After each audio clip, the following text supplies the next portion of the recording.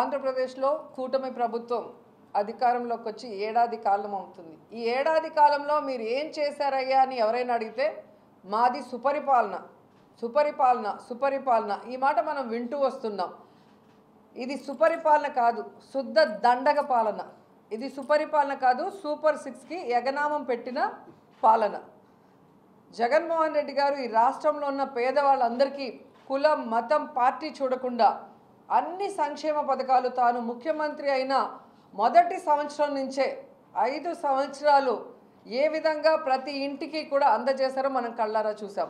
అంతకు మించి ఇస్తానన్న చంద్రబాబు నాయుడు కూటమి ప్రభుత్వం ఈ ఏడాది పాలనలో ఒక్కటంటే ఒక్కటైనా ఇవ్వడానికి ముందుకొచ్చారని నేను ప్రశ్నిస్తున్నా. ఈరోజు సుపరిపాలన అంటే ఏంటి? 1,60,000 కోట్లు అప్పు చేయడం సుపరిపాలన. ఫస్ట్ ఏడాదే 81,000 కోట్లు ప్రజలకి ఎగనామం పెట్టడం సుపరిపాలన. చెప్పిన సూపర్ 6లో ఒక్కటి కూడా అమలు చేయకపోవటం సుపరిపాలన. ఈ రాష్ట్రంలో ఆడవాళ్ళ మీద దేశంలో ఎక్కడా జరుగునటువంటి విధంగా అత్యాచారాలు, వాళ్ళని హత్య చేయటం, ముక్కలు ముక్కలు చేయటం, పొదల్లో వేసేయటం, పూడ్చిపెట్టడం, దీన్నే సుపరిపాలన అంటారా?